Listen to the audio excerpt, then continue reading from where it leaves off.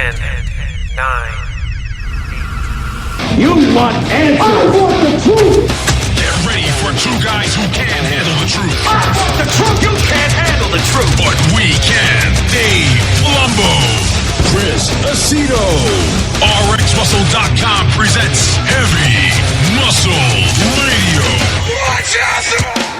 Welcome to another episode of Heavy Muscle Radio. I'm Dave Palumbo, and I'm joined, as always, by the technician Chris Aceto on this July 22nd, 2019 evening. And Chris, we are back in the midst of the summer, in the middle of contest season, and we are in the middle of scandal season, it seems like. It seems like every single day that passes, another scandal pops up. Obviously, last week we spoke about the Rhoden rape allegations and arrest warrant that was out. Rhoden being removed from the Olympia. We'll get to that in a minute for an update. We also found out this past week that William Bonac went on a rampage rant on Instagram and fired Neil Hill. We'll talk about that. We also found out that AMI and the Olympia people are trying to get Hadi Chupin into the United States to compete in the Olympia. They're working on helping to get his visa. It's about time. And we also got word that Josh Lenardowitz is out of the Olympia. So let's start with the Rhoden affair, because that seems to be very close to your heart. Yeah. The latest developments, and we kind of knew this information ahead of time. We didn't really talk about it because it was what it was. Let me start with this, Dave. Yeah. Can we start? Do you think Sean's guilty? I don't know, to be honest with you. I really don't know, but I always in a case like this, because I'm really against rape and any kind of like mistreatment of women and civil rights in that sense, I always have to side with the victim immediately. Only because there was evidence, but my heart says I want Sean to be innocent because I'm friends with him, So it's a really tough situation, and I'm trying to not to be biased towards one or the other. Do you think Aaron Siegelman is guilty? Same scenario, unfortunately. No, because they both have charges against them. Right, and I don't know the case. It's if I had an inside track on the case and the discovery, then I could make a. No. None of us have the discovery, and none of us know what's going on, and no one's speculating. So I'm just asking. I just wanted to point out. Yeah, I understand where you're coming from in the sense, but with all the developments that lately came out on the victim, who is we know her name now, Lori Chriselle Hymas. There's allegations and there's also charges that her and her husband and the whole, I guess, Hymas family were indicted. One more question. What? Let me ask you one more question. Yeah. Mr. Olympia was charged with alleged rape, and the response within 20 minutes of those charges, that AMI banned him from the Olympia. Do you think they would have done the same if Jay Cutler was the defending champion and was charged? I don't know. It's a good question. I would hope so, but maybe not. I don't know. Do you think that the bodybuilding community in any way has shown support for Sean? I think there has been some, and I think there's some that haven't. Do you think there would have been more support if the litmus test was Jay? Are you saying that there's racism here because Sean's black? I'm just asking you, two different people. Well, let's look at people's reputation. Okay, Jay is a squeaky clean reputation, so it would be a lot more unbelievable if Jay was involved in something like this as opposed to Sean, who's got a reputation, and Sean's not married or anything like that, so he can do whatever he wants, of bouncing to a lot of women. He's got that reputation, so I think that it seems more believable. I don't think his color of his skin has anything to do with it. I just think that Jay's kind of like a really conservative, focused guy, and you don't see him getting involved in something like that. I think that's why in my mind it would be less believable from Jay. But in the same sense, you have to afford them all the same. I think AMI would have to suspend Jay too if those allegations came down. Be consistent. I think they would have. I think they're very worried. I think AMI is very worried about women's rights in lieu of whatever went on, with the whole Trump scandal, because obviously, they own the National Enquirer and all those magazines. Well, they sold the National Enquirer just recently. Yeah, but I'm just saying all those whatever. What's the other magazine they have? Star, My point is, I think that they're very sensitive to women's rights now, and I think that's why that move was made. I mean, they even made a move this past week. If you saw my video I did, they're raising the prize money on all the women. They're raising the total prize package up to $400,000, which is quite a significant increase from last year, just to give the women, to try to get the women on a more equal playing field with the men. So I think that they're, whatever was their motivation for that is irrelevant. The fact that they're being sensitive to women and women's causes and women's rights is always a good thing. I mean, you can't say that that's a bad thing. Unfortunately, it works out unfavorably for Sean, because Sean was the reigning Mr. Olympia. We all wanted to see him defend that title. I'm sure AMI did too. But, in this world we live in now, political properness is so important. Everyone is so uptight about anything that's, not politically, I guess the word is what? Correct? That people won't go on. The only person who's not politically correct in this country is the president. And he just doesn't care. He says whatever he wants. But everyone else has to seem like they have to walk on a very, very, on eggshells almost, about saying things that are politically correct. From day one, I told you that's not politically correct. I said that I thought Sean was innocent, and I thought the girl was lying. I mean, I'm attacking the victim. That's politically incorrect. Yeah, and you're entitled to that. Everyone's entitled to their own opinion. I wouldn't say that just because I don't know enough about the case to say that. But I also wouldn't. I'm just also sensitive to women's rights. So if this woman was raped, even if she's the worst person in the world, she could be the biggest derelict, liar, and whatever her character could be. And it still doesn't mean that she wasn't raped, But obviously, character plays a big role in believability. And so when it comes down to one person's word versus another person's word, that character comes into play. I 100% agree, especially in a court case. That is why I asked you the question. Would AMI or I juxtaposed Jay and Rhoden. Mm-hmm. I wanted to see what you thought. Well, I think they're in terms of being honest. I think they're both just as honest. I don't think Sean's a dishonest person. So we know that. I mean, we'll get to it, right? But you have a story about the victim having lied to the FBI. Yeah. There's a story broke, or it wasn't break. It was already out there, I guess. And you had seen it right. I know a lot of people had this story right away, but it just, I didn't think it was my responsibility to release it. Someone else released it, though. But it's out there now. It's out there. Just like John's, alleged penis pictures are out there. The story is that you can read it. No, you can do it. You can tell it. This. You seem to know it very well. Well, the alleged victim was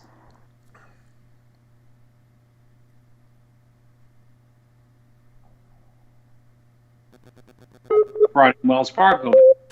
You broke up there, Chris. Can you start again? The alleged victim, Lori, Hymas. The alleged victim, it doesn't matter who the name is. The alleged victim, first making the accusations, along with the husband and her family members, which is a total of 11.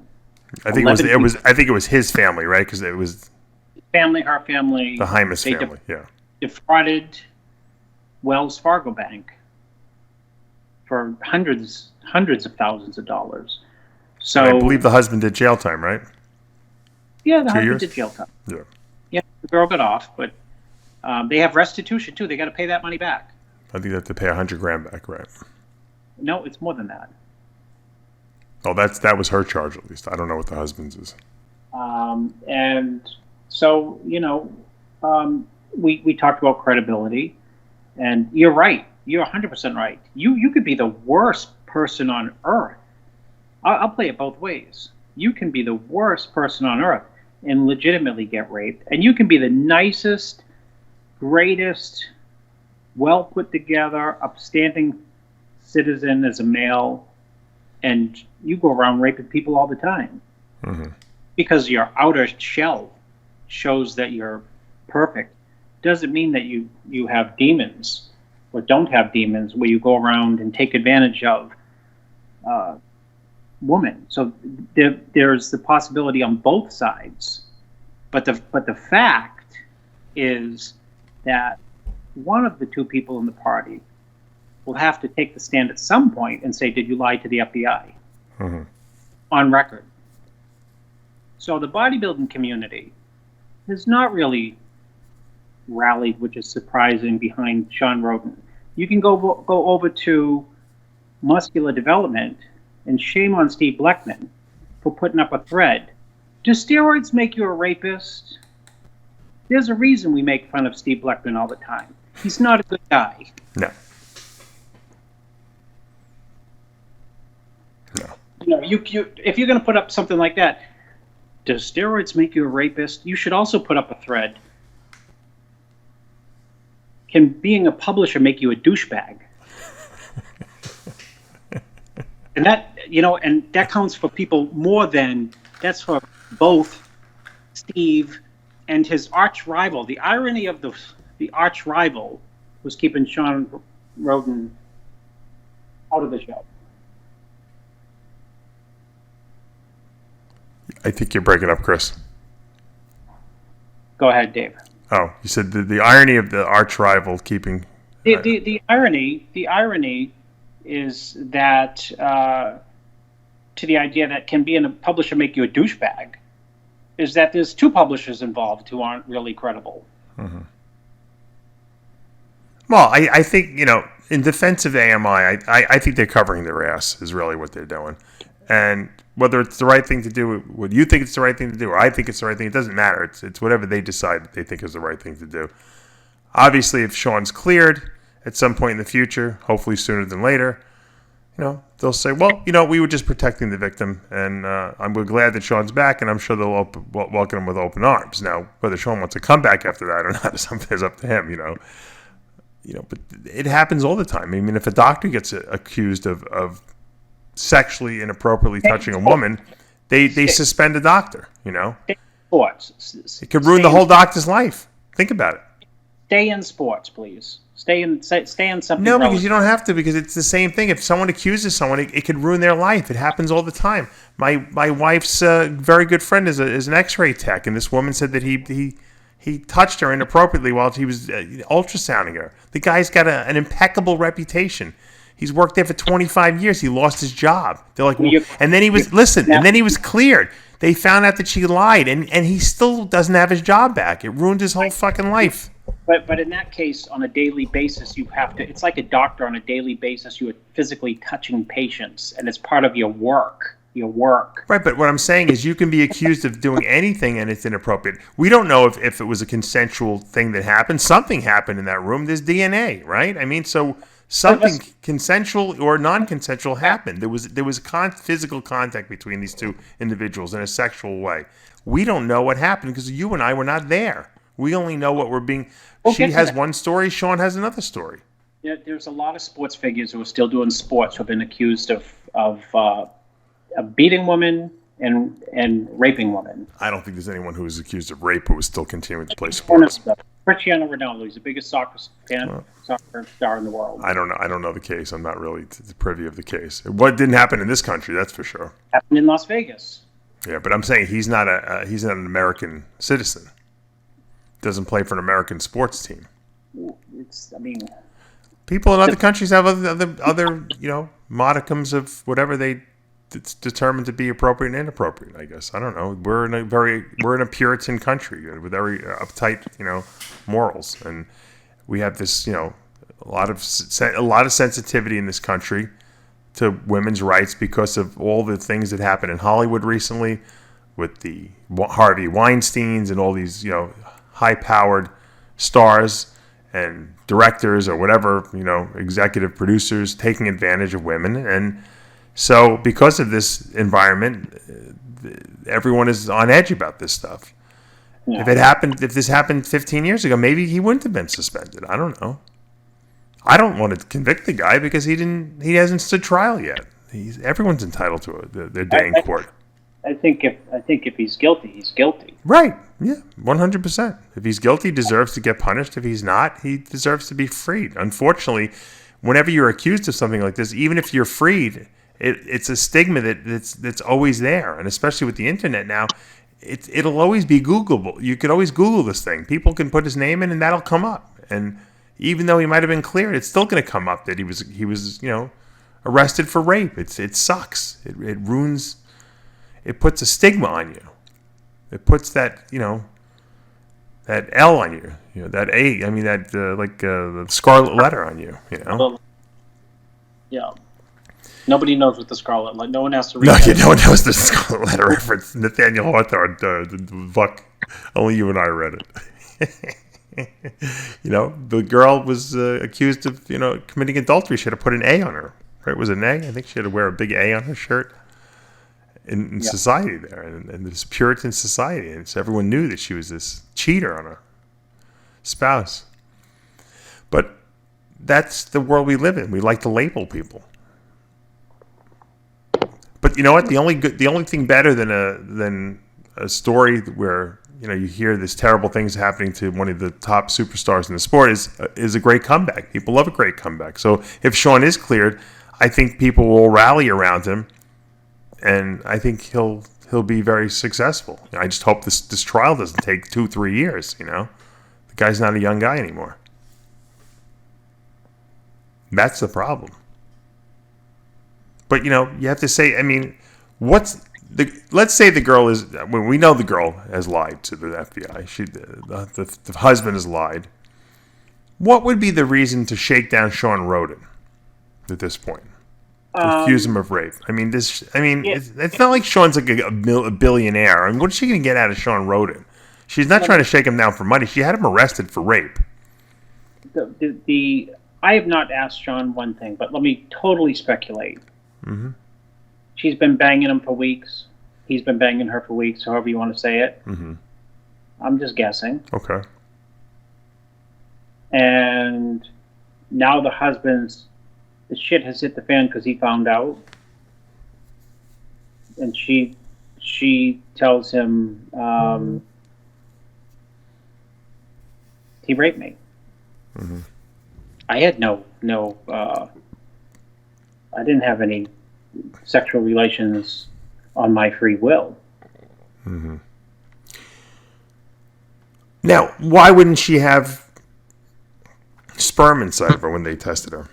They never finished the sexual act.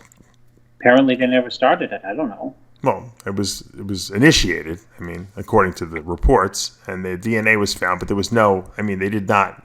She said that Sean let her go in the middle of it. She wanted to leave, and she left. Unless she got second thoughts, I don't know. The whole thing is a very. You know what? It's weird when you hear these stories because it's like a movie. You watch these movies on TV, and the whole when they show you what happens originally initially the opening scenes, you have no idea that the whole story is going to completely change once you find out all the details of it. What you thought you saw happen really didn't happen because there was a lot of other things going on behind the scenes that no one knew about. And that's what I have a feeling is going to be happening in this case as well. I think there's a lot of details that we don't know.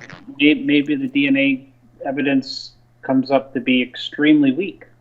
It's possible, yeah. I mean, look at the with underlining the word both extreme and weak. Yeah. Well, I heard you're going to go hire Effley Bailey, right? Because is he living above one of your hair salons? He's nearby, just barred. Yeah. And Effley was the lawyer for OJ. OJ. The Boston Strangler. He got off. You didn't. We were kidding about it one day, and I said, "Yeah, he lives right near me." And you said, "Go get him." I said, "He's disbarred," and I sent you the story. I said you should go hire him as like a consultant on the Rhoden case. Rhoden should hire him. I got F. Lee Bailey. He's gonna help us, interrogate the DNA evidence. Right? Isn't that what he did for OJ? Yeah, but I did send you the story from CNN where my own personal attorney represented the oldest individual tried of murder, the last, I don't know how many years in the United States. Yeah, that lunatic, that you showed me. But he had killed someone or something earlier in his life. He did like a big sentence, got out, Killed someone again. Did it again, and then only got like 4 years because they thought he was too old. Killed someone again, and now he's going back, hopefully forever. I'll try, Dave. If you want it, I will drive. I will do that for you. I will drive to F. Lee Bailey's office. I think you should. And I'll see if you can go get on Eric's muscle. We can get him on as like an expert, like on the case, as the case goes on. We got F. Lee Bailey here. He's giving his feedback on the Sean Rhoden case. Lee, what do you think about this? The latest evidence that they're presenting. We got F. How would you try this, Lee? On our side, we have the Daily Summary with Dave and F. Lee Bailey. And on the other side, at MD, they got Ron Harris, Steve Blackman talking back and forth. Steve filling, Ron's head with, put out there as a thread. Does taking steroids make you a rapist? Turn you into a rapist? Well, Christian Duke's a lawyer. Maybe they can get him over there to do analysis.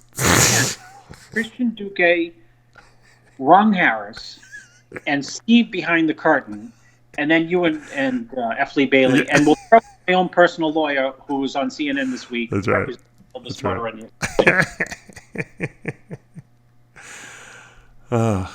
We laugh about this, but it's really not fun. What's the time frame of this whole thing? What's like the next step? When does Rhoden actually surrender to these people? I don't even know. You know what? You know why I don't know? Because I like to not know. You probably told him I don't want to know anything. No, I told you I only asked one question. I asked one question. This is the first question the last question that the bottom line, so to speak, is: did you do it? And what did he say? No. Okay. No hesitation. Okay. I'm in the lying business. When you're in any business, you're in the lying business, because what you have to do is, besides trying to make a profit, you have to try to keep people from stealing from you. And when you're in the landlord business, I don't know why. You just get you almost become like a junior police officer. Police officers deal with people all day long. Sure.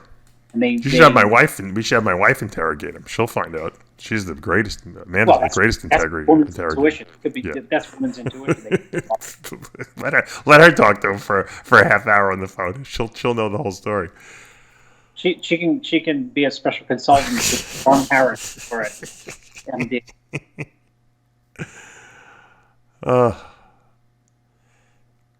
I mean, we know the OJ case took forever because obviously there was a ridiculous amount of people involved in it. But and it was a murder case, obviously. But I mean, what is the time frame? Do you know what the time frame on a case like this is? Did Sean mention when is he going to actually get his day in court, so to speak? I have not discussed it with him. Not seriously. One bit. Okay. And I don't know. I don't know the process. The thing that sucks for him is I can't even imagine what it's going to cost him for to get, because he's got to hire a good lawyer. I mean, you could be totally innocent. You go to jail if you don't have a good lawyer. I mean, so I know he's going to hire himself a good lawyer. What's to play devil's advocate, Dave? If a story came out today that Sean Rhoden defrauded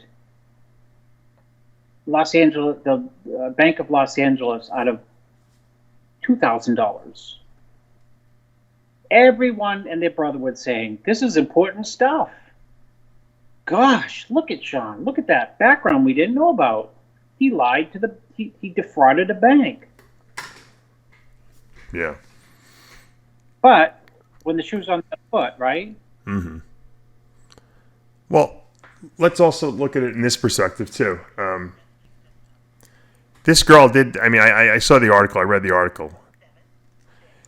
she and her husband, and that was a crime also that went down, in 2012, I believe it was. Yeah. So, I mean, look, people do, make mistakes in life and get involved in things that they shouldn't be getting involved in. And that doesn't mean that they're like that their whole life, you know what I mean, as well. So, right. If it happened yesterday, that would be a different story. No, she was younger. She might have made it. The husband and the whole family might have, got involved in a scandal, and they, bad. She might have just got sucked into it. I don't even know. We don't know if she's that same person anymore. So I don't want to convict her on her past either, because I know, but Dave, you were right, what it is. But wrong. Because if let's do it again. Did you know Sean Rhoden defrauded the Bank of Los Angeles out of $12,000 in the year 1999? Yeah, but if that happened, I would say, you know what, maybe he was a poor guy and didn't have any money and made a very bad decision. I think it happening in '99, it was a lot different than if it happened last year or 2 years ago. Not according to the people probably handling the case, and according to of course. Look, lawyers are going to dig for anything they can come up on both people. I'm even afraid to see what's going to happen with Sean, because that they're going to find more girls. That are going to come. Someone's going to come forth and want to join the bandwagon, even if he didn't do anything to the person, because that's the way this fucking unfortunate world works. You know that. I wouldn't say that. Okay, I hope not, for his sake. But they're going to dig. I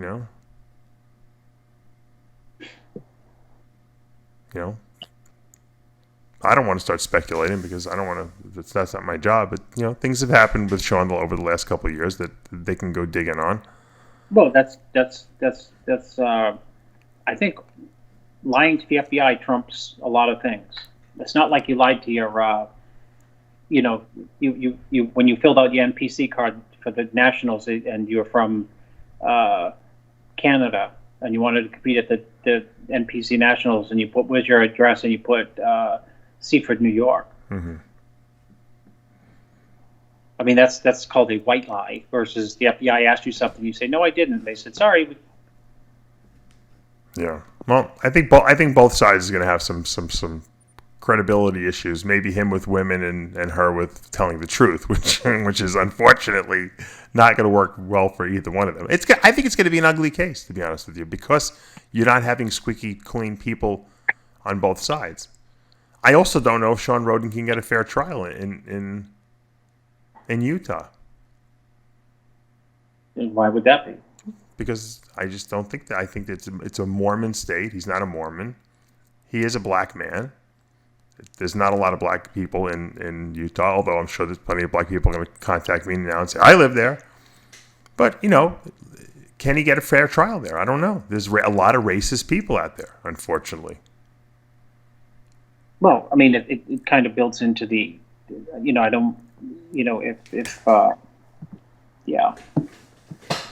It's a possibility. I mean, it's a tough subject for us to talk about, because I don't want to, I'm not, but let's face it, OJ got too fair of a trial. They found the county in LA where, people were sympathetic to black people. There had been, a lot of black, terrible things that happened in that area, in LA County. There's a lot of racism in the police department, and they used that to their advantage to help get OJ off. I think Sean is facing the opposite scenario. I think the OJ case is like the exception to the rule. I think if this case was tried in LA, I think Sean would have a much fairer trial. No. So, but all these things come into play. That's look, taking ourselves out. Let's say we don't know Sean, and it was a stranger, and it was just some odd bodybuilder, and we was here speculating. It would be a way more interesting conversation, because we wouldn't be afraid to necessarily say the wrong thing. But the bottom line is that this case is gonna have so many twists and nuances to it that it's gonna be. I think it's gonna be a very interesting, from a loss perspective, case, because of the fact of where it happened, who the two people involved were, what both their pasts are, the fact that he's a bodybuilder. They're going to bring up steroids. It's inevitable. just because they're going to look for everything damaging against him, and then his team's going to look for everything damaging against her, and then at the end of the day, the jury has to decide who's telling the truth and who's believable. I guess. Well, that's why I mentioned. I'm not speculating on people having lied under oath before. You don't have to, but the jury might not think it's significant enough to given the other evidence that's out there. The jury could think anything. What I'm just putting out there right now is, you could try this in the court of public opinion. It doesn't even matter. If everyone thinks that he's innocent or wants to think he's innocent, that's fine. But if he's not, and the jury doesn't think that he is, then it doesn't even matter, People could throw out everything they want. This is all going to come out in court. It's not like people are like, oh, it's out there now. But it doesn't matter. The jury they're going to find are going to be people who never even heard of Sean Rhoden, okay? Because we live in a microcosm of our own. Just because everyone in the bodybuilding world may know about the case before it goes to trial, when those people in Utah, those jurors are selected, they will have never have heard of Sean Rhoden probably, or this girl, and it'll be like a blank slate for them, and they'll be just listening to evidence. So it doesn't matter what comes out or doesn't come out, or who the victim is, or if people know what her past is, or if she made bad decisions, or Sean made. It's being tried by a jury of people that never heard of these people. So at the end of the day, the question is, what's the real story, or what's going to come out in court? I think that's going to be interesting. I wonder if this trial will be something that will be on TV. Maybe you can cover it on. I have no interest. It's too much work for me. No, you know how they have like court TV? I wonder if this would be a trial that's big enough of a deal, because he is Mr. Olympia, that they might broadcast the trial. In which case, we'll never get any work done. I'll be watching it every day, as I'm at work. I'll have it on the TV there. How about if the DNA wasn't collected properly? No, that's what F. Lee Bailey was able to discredit in the OJ case, that they didn't collect the DNA properly. I'm right now. F. Lee, like, I have the damn time. I'm gonna go to find. He's daily. I told you he's got a little place. Yes, maybe he'll come on RX Muscle and discuss it. Even that, this guy has no money. He's supposedly broke from the article you sent me. Yeah, well, he's one of the most famous lawyers of all time. Of all time, he's like a genius. This guy, if I was Sean, I'd fucking hire him as a consultant. He can't hire him as a part of his legal team because he's disbarred. But this guy knows how to win cases. Dave, what I'll do for you, because you're a good friend, I'll go down. Yeah. I'll pass the lawyer's office, who lives on the same street as me. Represented the oldest murderer in the United States. Oh, he lives right there, that lawyer? Yeah, he lives on the same street. Bring him. Same street. Yeah, bring the lawyer to Bailey's place. No, I'll drive past his, because go get a haircut. I think Lee Bailey's girlfriend owns a salon, right? Yes, she does. And go get a haircut and see what you can find out. Dead serious. I do know where F. Lee Bailey hangs out every single day for drinks, and I go past that a lot. Go in there and have a few martinis with him, and shoot the shit. Say, hey, by the way, how would you handle this case? And if F. Lee Bailey, rejects me, then we'll just have to go get Christian Duque, the lead forensic expert. Yeah. Say, Lee, how would you? By the way, Blackman already called Ron Harris and said, "Ron, get me Christian Duque, because he'll come on and do it for free." So I got to convince F. Lee Bailey to come on your show for free. We'll pay him. We'll pay him in protein. I'll pay him in vodka or whatever he drinks, whiskey. He likes his drinks, right? Yeah. He likes oysters. That's a hint on what he eats every day. Oh, really? Because I have an oyster connection. Did you know that? You Chesapeake do. Bay oysters. I can have him send oysters every day from my good friend. That's how they used to get people like to play rock concerts in different venues when people like in real demand, like different promoters would send them stuff that they like. That's right.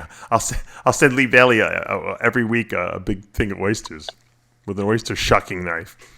He can eat oysters. Get the unlimited amount of oysters. No, but it would be interesting since the guy is on the balls of his feet. Why not? Let's get him for this Rhoden case. Let's get him on as a consultant. I'll give him a ring. Big Lee, how would you beat the DNA evidence in this case? Well, let me tell you.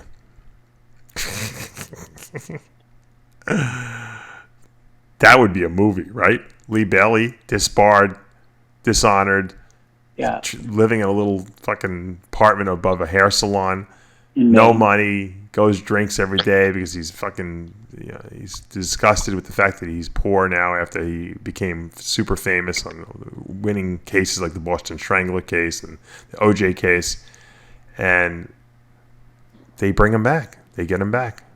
They get him reinstated somehow. He tries the case, Sean Rhoden, gets Sean Rhoden off, clears Mr. Olympia. It's a frickin' movie. It's a blockbuster movie right there. Martin Scorsese. Let me ask you this question, Dave. Yeah. You're not a lawyer. I'm not a lawyer. Christian Duque is a lawyer. So, do you think F. Lee Bailey would show any interest in the idea that the alleged victim has lied to the FBI?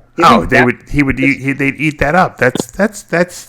That's probably one of the most potent, things that Rhoden has going for him. Her credibility is not good. I mean, that's. So he puts up Sean Rhoden on the stand and says, "Have you lied to the FBI?" Sean Rhoden's not going to be on the stand. I can guarantee that. No. He'll never be on the stand. No lawyer would let him be interrogated on the stand. But we might see the victim on the stand, of course. I'm sure we will. Yeah. I'd love to see F. Lee Bailey fucking, interrogate her on the stand. Ask her questions. The new dream team: Duque, Ron Harris, and F. Lee Bailey.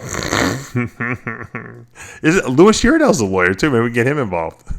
The big sexy. You actually should get Louis on. See what he. Louis would have a suit on with the big sexy on the back of the suit, just for free social media marketing. Yeah, say one-on-one consultant bodybuilding.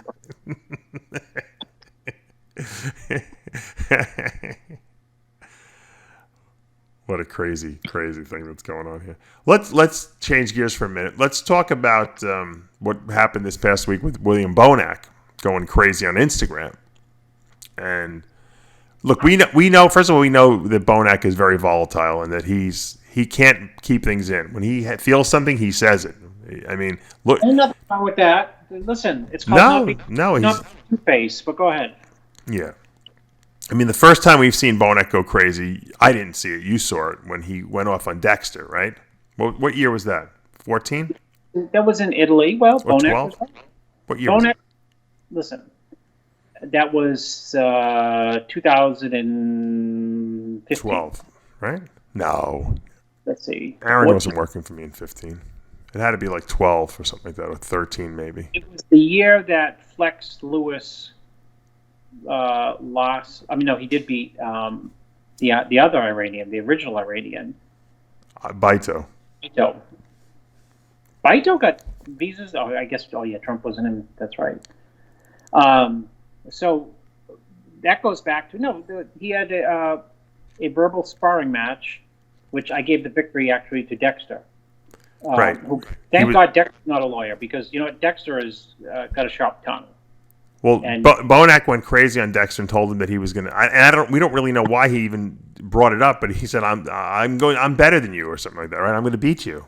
Better than you, and I'm going to beat you. And they had a little shouting match, and then Dexter kind of blew it off, and I mean it was like started out like it was a discussion, an argument, and then Dexter had to drop the nuclear arsenal, which said, I remember that he said, William. When I go to bed at night, I look up at my sandow, and it is on my mantle. And guess who does not have one? Nasser, Cormier, Wheeler. I have one. So it was his way of saying, I'm right. Now, ironically, Bonac did start beating Dexter, which is crazy. But Dexter's at the end of his career, obviously. But Bonac did beat him, but if Bonac wins at Olympia, then and gets to stand on his mantle, then he can tell Dexter, "You see, I told you so."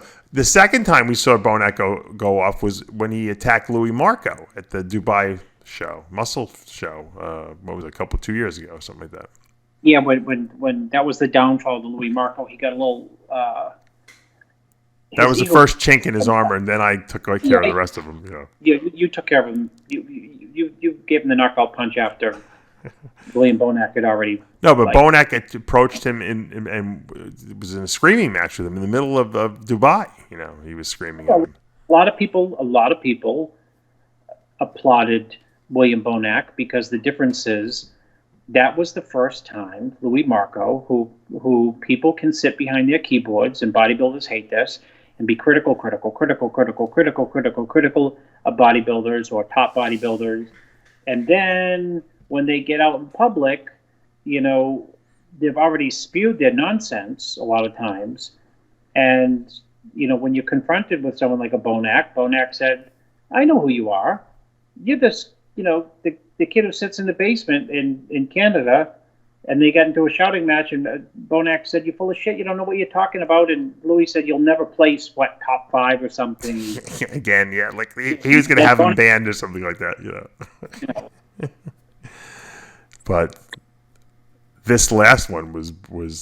I mean, first of all, I always say if you're in the midst of a contest diet, you should never take to Instagram and just unleash, because it's probably not a good time to do it. You should always wait a little bit, until after the contest is over, because whether he might have been right or about what he said, maybe it was I don't know, maybe it was a little inappropriate. He really bashed the shit out of Neil Hill, which they had a contract between the two of them, where at one point in the contract, Neil was taking 60% of 40% of Bonac's winnings, I guess it was, or anything that he brought to the table. He was acting as a manager, I guess, for Bonac. So, but you know what the problem with that is, Dave? Yeah. I've acted as manager for bodybuilders, and my percent was 0. Well, but William agreed to whatever the. I'm just saying. I'm saying this. Let me say this. It is, as somebody, yourself included, who preps people. It's dangerous to wade into the waters of, quote, management and lawyer-like activities, because believe me, my lawyer is 10,000 times smarter than me when it comes to everything that can have to do with contracts and leveraging and squeezing and pushing and prodding. So if I was third place in multiple pro shows, Chris Aceto, and I went, quote, as smart as I am, to negotiate a contract with some supplement company, I probably could do okay.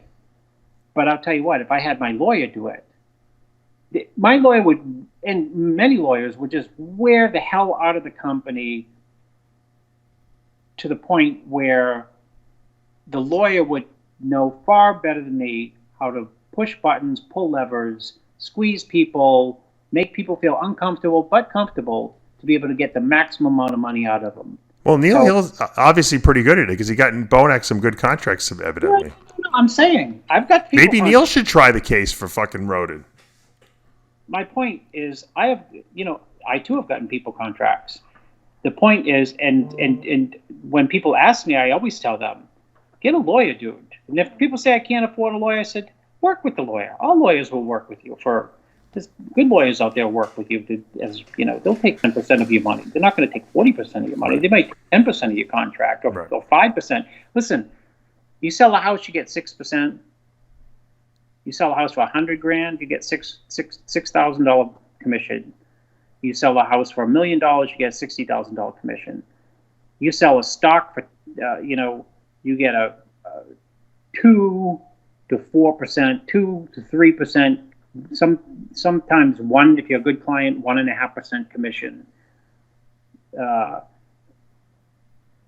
So the idea of, anything north of that, it's a big payday however you want to square it up, it's a lot of money. Right. Look, I don't think it. I think it was.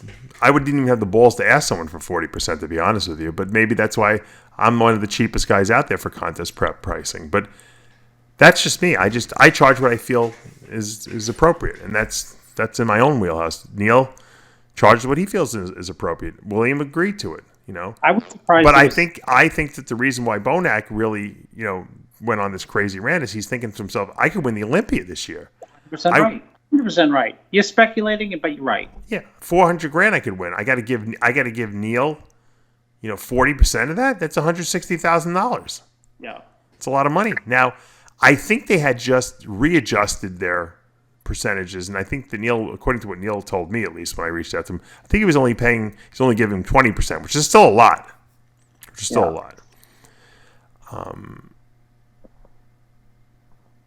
I don't know. It was I got putting aside Neil and putting aside Bonac as characters. I gotta say, just listening to the rant, I was really laughing my ass off, to be honest with you. Not at Neil's misfortune. At just Bonac is very funny. I don't even know if he knows. I don't think he was trying to be funny, but it came off as hysterical when he said, and he starts showing his house. Look at this shithole I'm living in. Look at this shithole. I pay $3,000 a month or whatever he was saying. It's a shithole. And I'm thinking, well, fucking clean the fucking place up. I wouldn't even tell you. I live here with 3 kids. It's a shithole. Somebody said, I know how William, listen, somebody said, how dare William make the claim that Neil is living in a $3,000 apartment? I don't know if he is.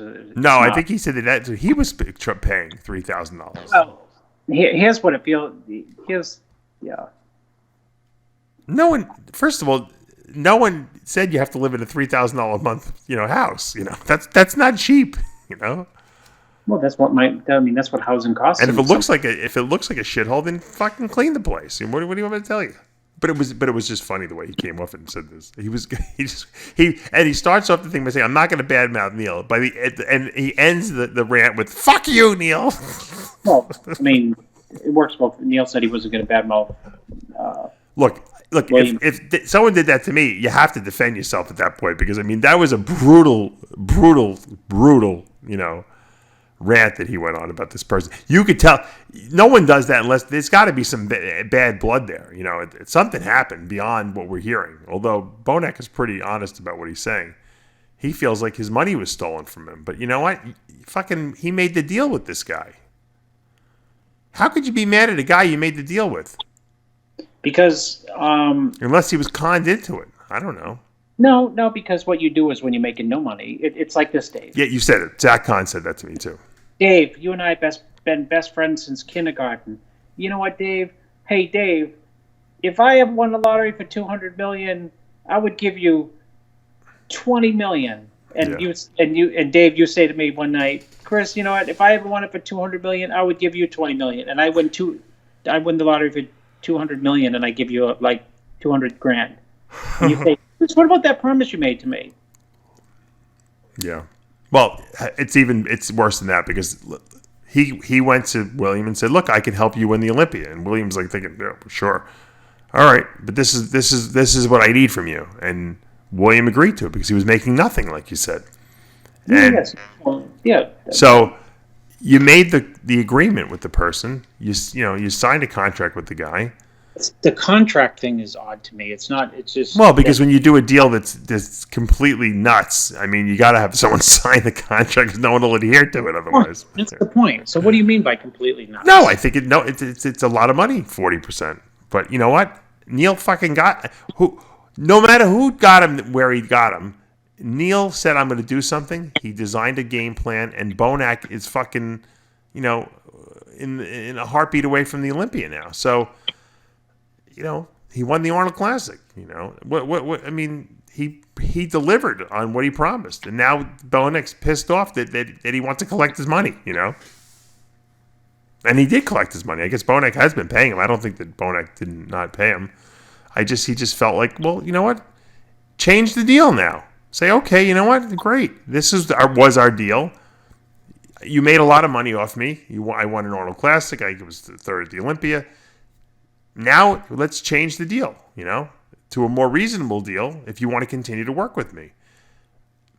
Maybe he did say that. Maybe Neil said, fuck you. No, this is the deal. I don't think that Neil would have said that. I think they should have renegotiated it for something that William was comfortable with, 5%, 6%, whatever it was. Yeah. I think you're being nice. I think it's already been done, and that's what caused the explosion. I'm sure of it. I'm not. What do you think happened? So what do you think happened? That William probably said it's taken too much, and Neil said read the fine print. That's what the contract's for. Well, William got out of it somehow because he fired Neil. But so what? No, I mean, he couldn't renegotiate it. Shamed him. He shamed him publicly. I mean. So you think he did that purposely to get himself out of the deal? So Neil. No, he just said screw it. He just had enough, and said screw it. In other words, they got a contract still. Neil can, if he's got a contract, Neil probably can go after him for breaching the contract. You're still under contract with me. Who knows? Right. And just he had enough. It's like me winning the $200 million, and I'm going to give Dave Palumbo $2,000, and you come over my house one day and start screaming at me like a nut job. If I have a contract, I said we were gonna. If I ever win the $200 million, I would. It just gets. Well, if you had a contract with me that you were gonna give me $20 million, okay, and I had the contract and you won the fucking lottery, we're going to court, Chris. I'm getting that $20 million from you, man. Sorry, man. I don't make those idle type. People put me in that position all the time. I've been in that position. I said, no, I'm not even going to take that bait. Let's change gears again. That I found that. Look, I'm glad I'm not involved in that, but I think William is hysterically funny, to be honest with you, just because he's so passionate and so incensed, and you could just tell he's just raw emotion just pouring out of him to the point of absurdity that it becomes funny, at some point. No, what's painful to here's the pain and the reason for the rant. What's painful to William is looking at through his own lens, living in it by his own admission, a crappy place, and he sees Neil living in a nice place, and in his mind he thinks, I paid for that. Right. And that's fine. I'm sure there's plenty of lawyers out there who fucking their clients paid for their nice things too. Yeah.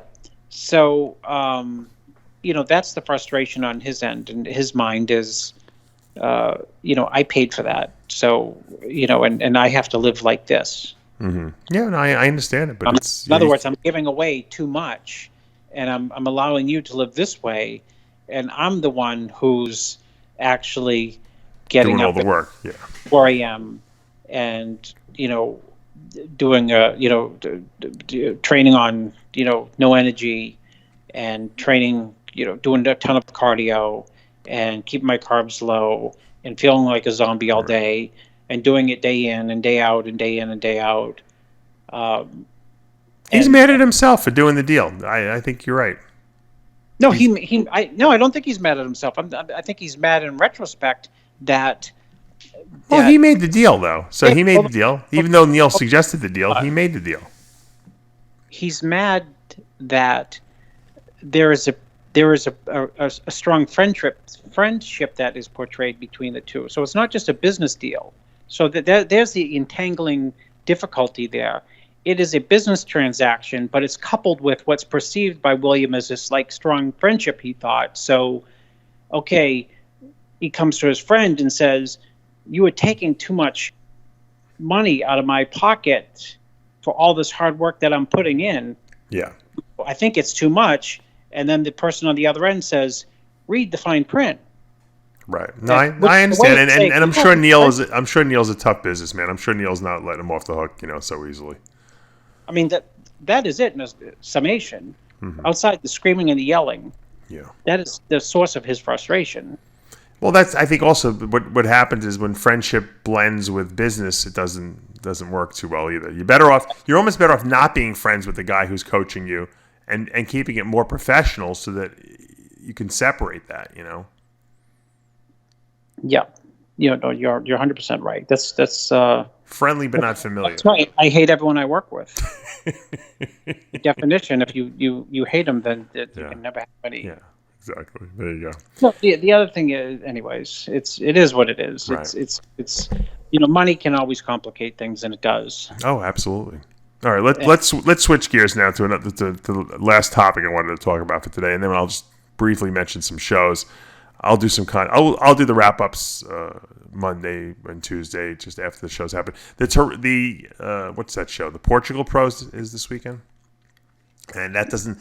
Chris and I are recording the show a little early, so it's not gonna. The show hasn't happened yet, and because of that, I'll just wrap that thing up separately in a separate video.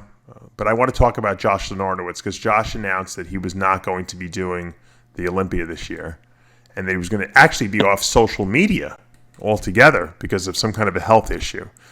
And he did preface on his Instagram that it wasn't something that he wasn't going to get over.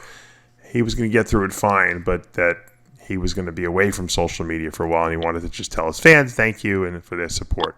What do you think is going on with that? That he didn't have a physical injury. Okay. So you think it's something emotional that's going on? Emotional, family. He didn't, just what I said, didn't have a physical injury, because if he did, he would have stated, I hurt my shoulder and I'm out of the show. Right. Which, emotional, issues, we all have them. Emotional issues, family issues, we all have them. They're harder to overcome than, if it was a physical problem, you could, right? I tore my calf, I could ice it, right, and I'm working around it. I'm headed to the Olympia. So I don't mean to make fun of that, but that's just my gist of, why he won't be doing the Olympia. This is what he wrote. Just a quick note to let you know, I'm currently dealing with a health issue that requires me to step back from social media and public interaction for a brief while. So, obviously, if he tore a bicep, that wouldn't require him to step back from social media. Maybe something that, social media can drive you mentally crazy. So you're interpreting that to mean he's stepping away from social media because it's something that's bothering him, emotionally. Maybe the flip side is, it doesn't have to be like it could be that social media, there's a lot of negatives for bodybuilders that are part and parcel with social media, and maybe he's had it. Yeah, he said, no need to panic. I'll be fine, but I need some time and space to heal and get back to full health. I'll share in greater detail down the track, but for now, I just wanted to reach out and say hi and explain my recent absence. I won't be responding to comments for a while, but I'll just know that I truly appreciate all the love and support, kindness that comes my way. See you soon, and God bless. So, yeah, I think you're right. It doesn't sound like there's a physical issue here. Social media could, drive you nuts. So let's see who's going to be. You can get into a lot of trouble in social media too. You know that. Of course you can. Of course you can. And that could ruin relationships and stuff like that. So who knows? Who knows what's going on? Well, a lot of people have affairs with social media. Now, this didn't say that he wasn't doing the Olympia, but I don't even know if he's qualified for the Olympia. Is he? Yeah, he won the big man show. Oh, right, the big man. So you think he's still going to be doing the Olympia? No, I think this is who's out at the Olympia. We're back into the speculation bowl again between Rhoden out.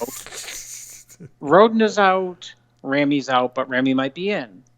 And we got Josh out. We've got Phil out. We've got Kai on the sidelines. We've got Phil looking at, potential jump in. A lot could happen. Yeah, absolutely. Or maybe no one will jump in, and then it's going to be wide open for the guys who are currently competing.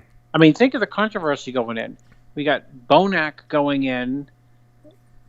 I wanted to follow up. I'm glad you brought it up. Will you think Bonak's conditioning and his the way he looks will suffer without Neil Hill in his corner? And has he called you yet to work with him? No, he's not called me, but he did find out what percentage I took, and they found out it was 0, and I think that made him go triple through the roof. but the person who told him that it was 0 said, the problem with Chris is he takes 0%, but he's a hard ass, so he wants it up front. That's a Woody Allen. That's very good. Now, you know what?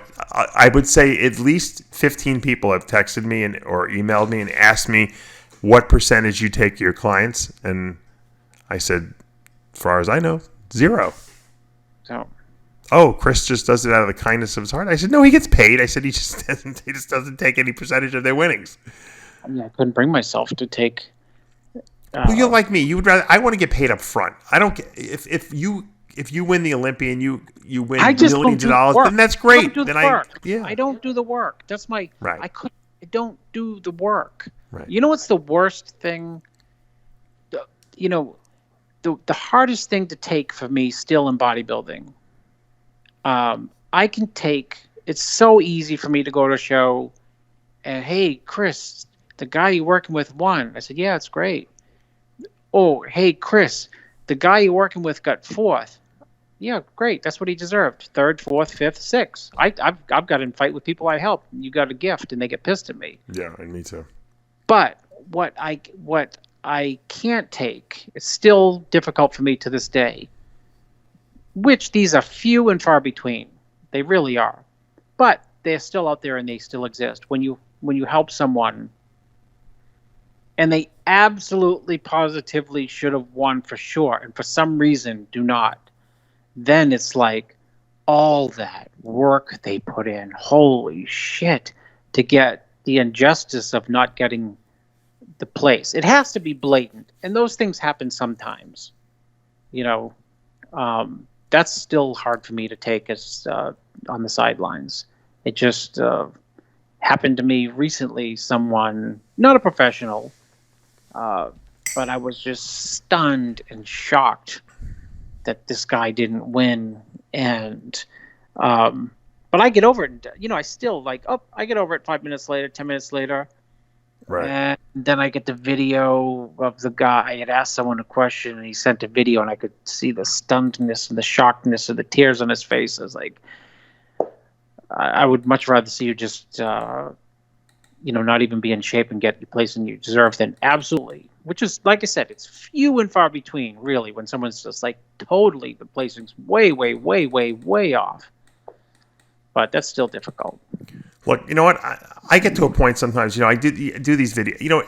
Social media has gotten to a point where everyone is doing the same thing now. They get a story like Bonak, and every moron who's got a YouTube channel, I'm in the moron group, has to go out and do a video on it because you want to get the hits, right? Because everyone wants to know what's going on with Bonak. What does Dave think? What does this guy think? What does Nick think? What does...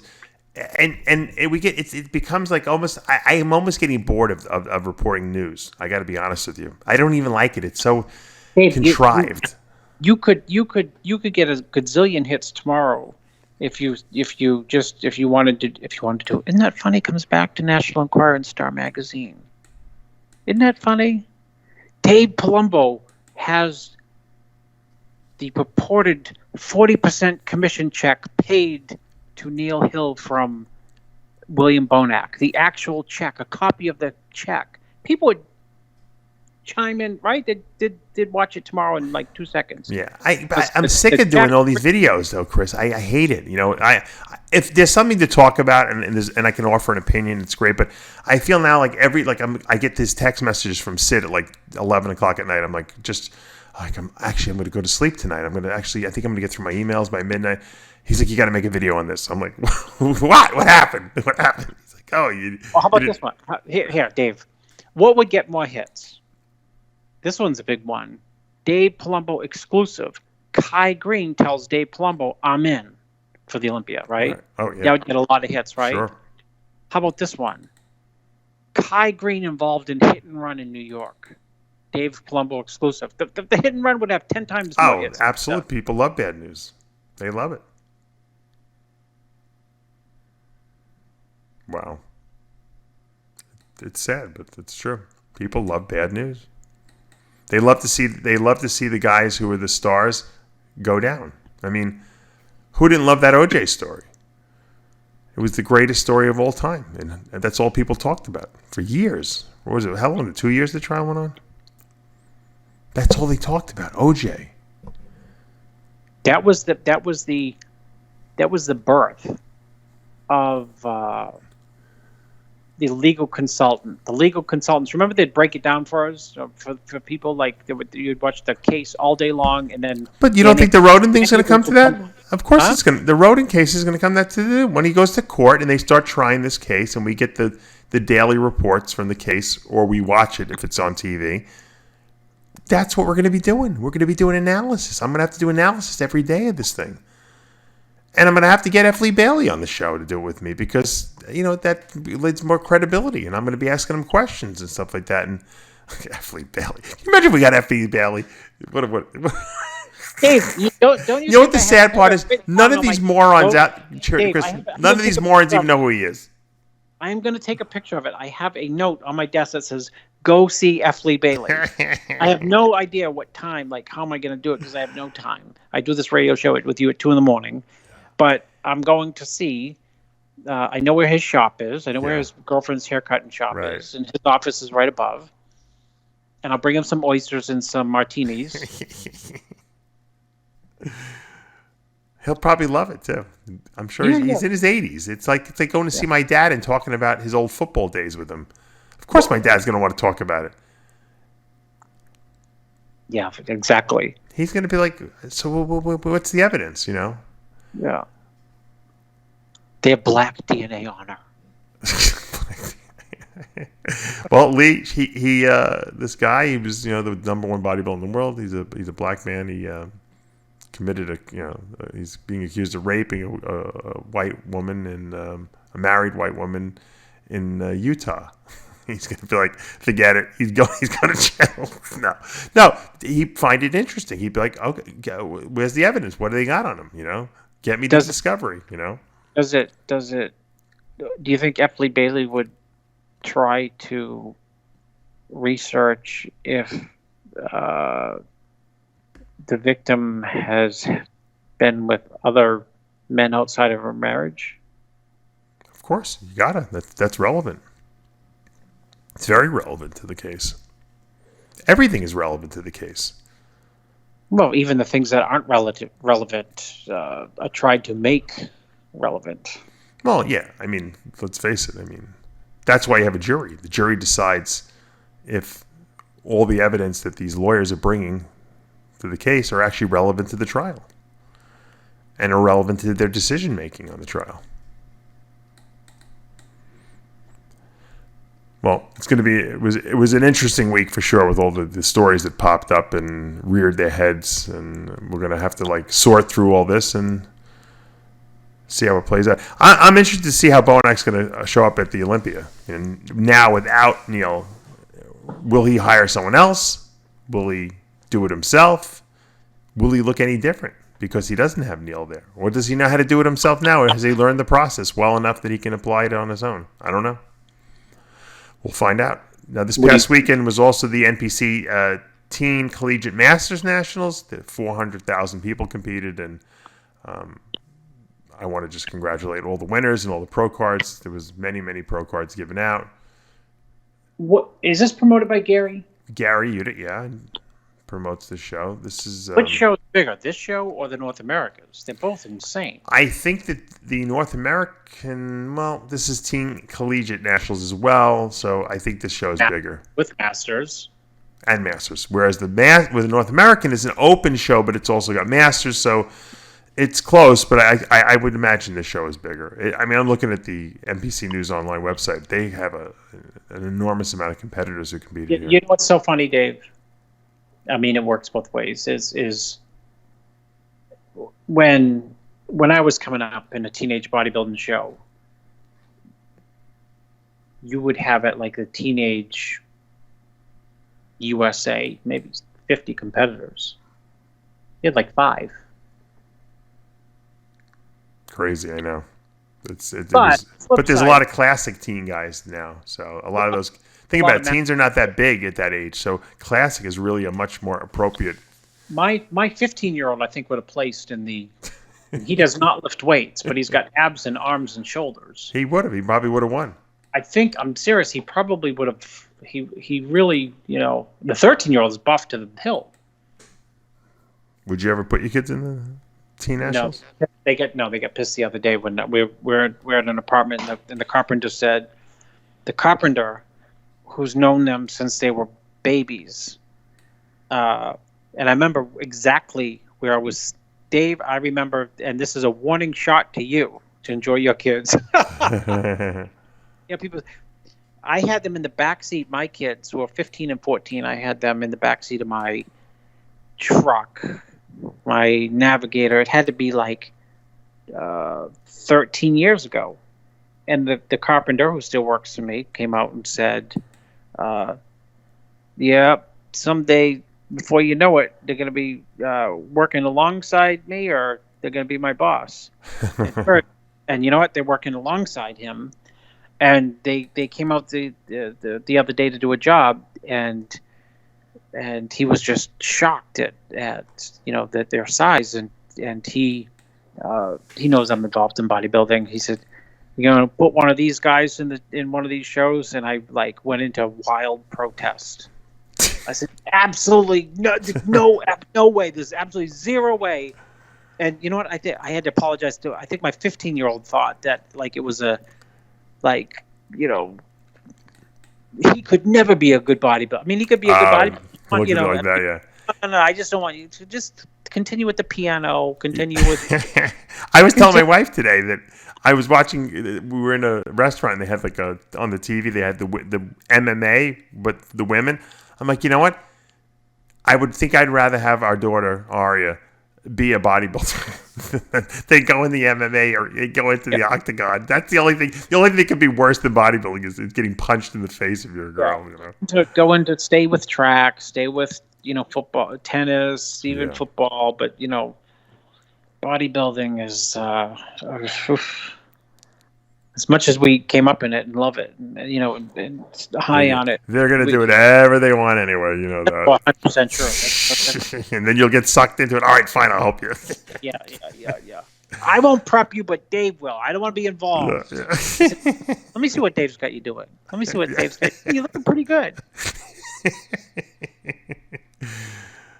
Well, there was the Los Angeles Championships this past weekend. They had a pro figure division, and Karina Graf, Paraguay, won. Congratulations to her. And that was just all they had at the Los Angeles. They did have a very big show, like I mentioned earlier in the show, in Portugal, the Mr. Big Evolution Pro. Well, like I said, I will be wrapping that up in a separate video because we had a lot going on out there. They had a pro men's division where I see your client Henry Pierreneau is in that. Is he switching back to open now? Let me tell you, Henry Pierreneau. Henry Pierreneau is fabulous classic, and he's in front of the right judging panel when he's bigger, like he is now. He's really good as an open guy too.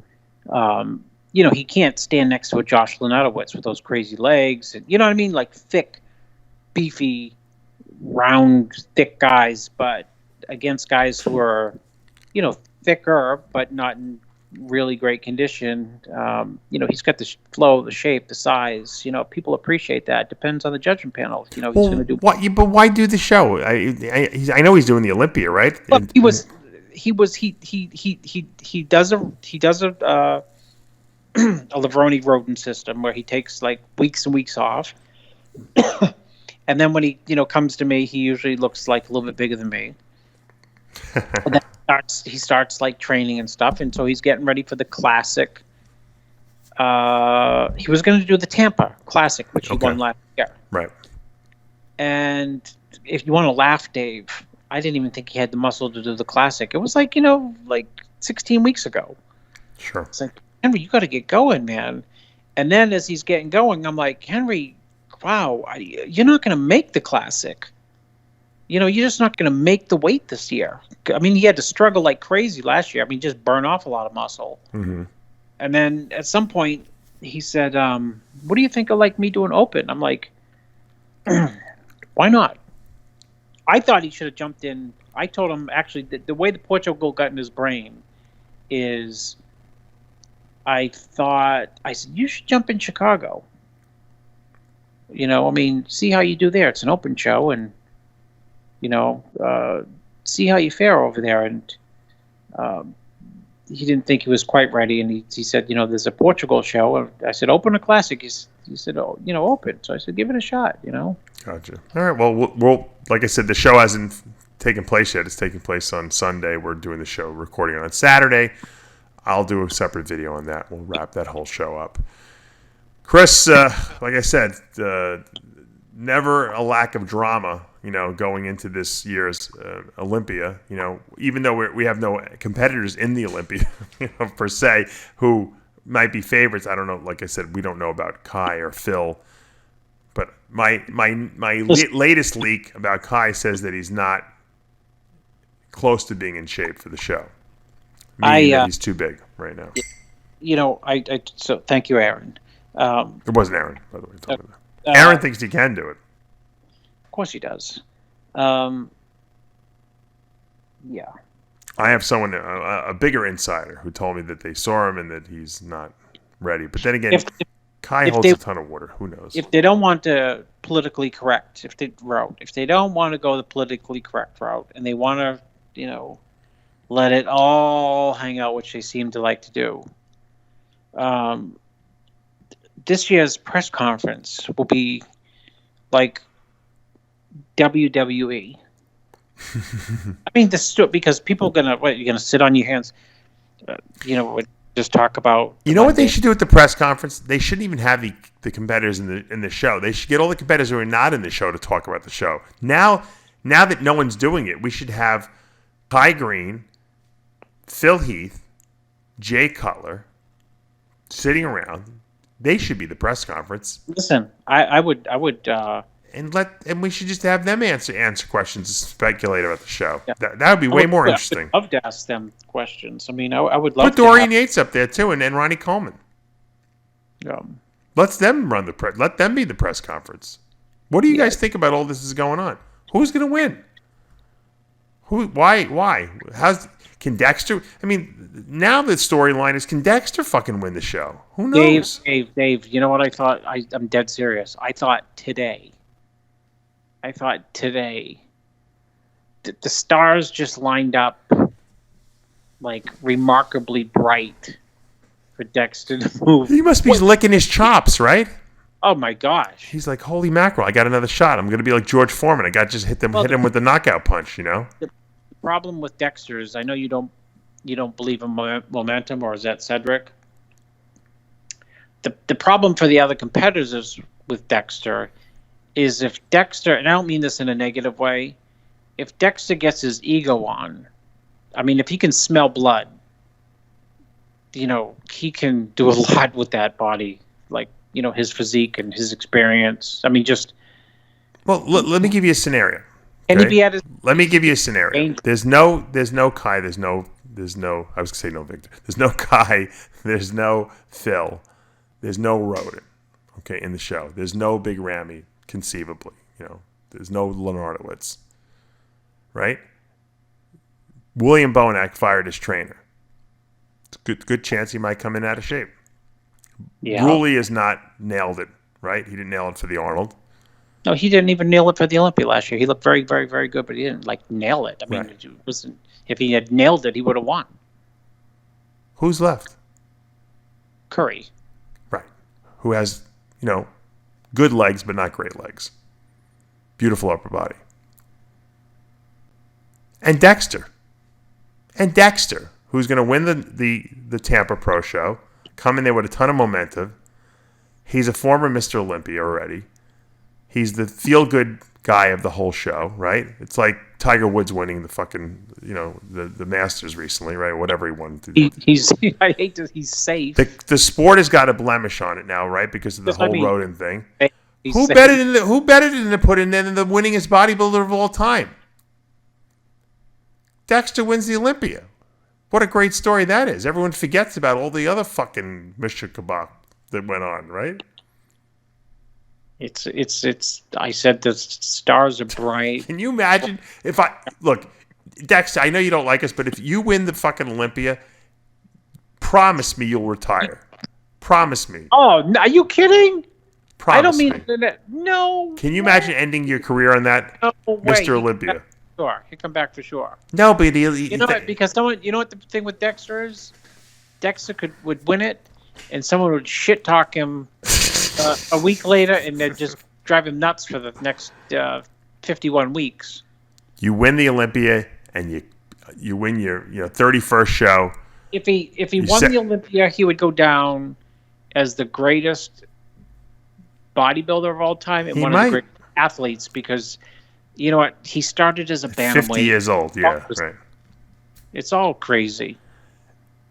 It would be a storybook ending to his career. It really would. I mean, it would be amazing. He will, of course, you're right. He'll go for it again just because. Wow, I'm having fun. Why am I going to stop now? He's still going to go to the gym all the time. What's the point? He's got no injuries. Yeah, but you know what? You win the Olympia and that's it. You say, okay, you know what, guys? I retire. I'll carry the flag this whole year as Mr. Olympia, but I'm done. And you sail off into the sunset. But it's a possibility. Believe me, it seems like every week we knock out another fucking competitor, from him. Although I did a little video recently on Ruli Winkler. He does look like an absolute freak, but that doesn't mean he's going to be in the best shape of his life on stage. Yeah. From a perspective of who would be the freakiest Mr. Olympia, and we love freak shows for Mr. Olympia, I think it's Ruli, at this point. If Ruli wins and he comes in really gnarly hard, I think he's a great Olympia champ because he has everything that we look for him in a Mr. Olympia. The mass, the conditioning, the freakiness, the freak factor. He's a really nice guy too, you know what I mean? He's like the feel-good champ also, wow, this guy has really put a lot of time and effort into it. You never heard anyone say a bad word about Ruli Winkler, right? Although Never. I'm sure if we dig far enough, we could probably find something on him, right? Never. No, but I'm saying he's a good guy, and so he's another. If he comes in shape, he can win that Olympia. It's going to be interesting. I'll tell you why, because we don't know who's going to win, and Olympias that you don't know who's going to win are interesting Olympias. They're interesting. That's what I was going to get to. Might not be the best Olympia champ of all time, but it's going to be interesting to see who wins it.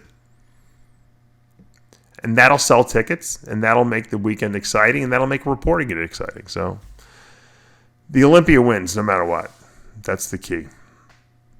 Crown a new champ and create a new era, and change the history or the historical direction of what the Mr. Olympia was heading in with Rhoden as the champ. It's unfortunate, but that's going to be the way it's going to go. And then if Rhoden gets cleared, and he compete next year, he comes back and tries to win his title back, All right, we're running out of time here, Chris. That's going to take us to the end of another episode of Heavy Muscle Radio. Remember, with Heavy Muscle Radio, the truth hurts. Good night, everyone.